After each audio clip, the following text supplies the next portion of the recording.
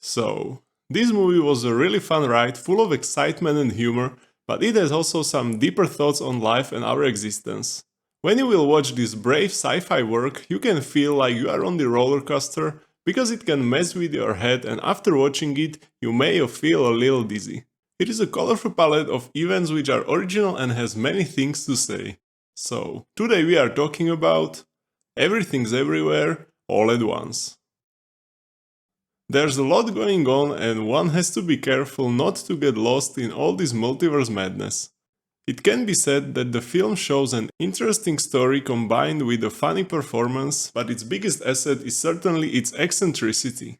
Thanks to the fact that the humor works perfectly, the film is full of it, and it also looks like that the theme of the multiverse will not run out so easily, and in the coming years we will meet this theme again in many adaptations. The film has a generally simple story at the beginning, so the viewer doesn't get lost in the complex story right from the first scene, and the concept provides space for a large number of funny moments, thanks to which the movie runs very fast, even when it has more than 2 hours. A long time frame of a movie is a topic for itself, thanks to the fact that the most of the big anticipated movies have extremely long running times between 2 and 4 hours, which is crazy. We will see where this trend takes us, but with almost 4-hour films, such as Scorsese's new film Killers of Flower Moon, I would suggest for cinemas to introduce break after an hour and a half to discuss the plot so far and go for number 1 like in the theaters. If we can speak about the cast, the acting of the main characters was great through the whole movie, and seeing Kiwi Kwan received the award from the Harrison Ford at the Oscars was quite a wholesome moment. I also like the idea that the character of Evelyn Wan lives her worst life of all possible lives in the entire multiverse, and because of this, she is the best for this mission. That's quite sad and funny as hell at the same time. When we will talk more about the specific components of the film, what I appreciated the most was the humor and deeper thoughts that the film offered. The plot of the movie gave space to think about our lives, whether we are living the best version of ourselves and if we are squeezing from the life everything what is possible. It may be an uncomfortable thought for many, but that's also why I like original films like this one, thanks to the fact that they raised edgy questions like, what do we do with our lives? Are we trying to live our lives to the fullest? If we were able to look at our life with an overview and evaluate the decisions we made, to what extent do we fulfill our potential? Those are deep and serious questions which movie opens between funny and action scenes.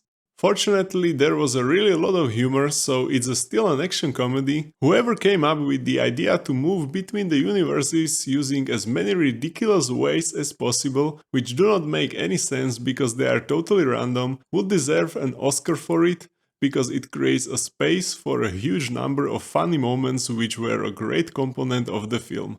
And he probably got it, as this movie wins 7 Oscars this year.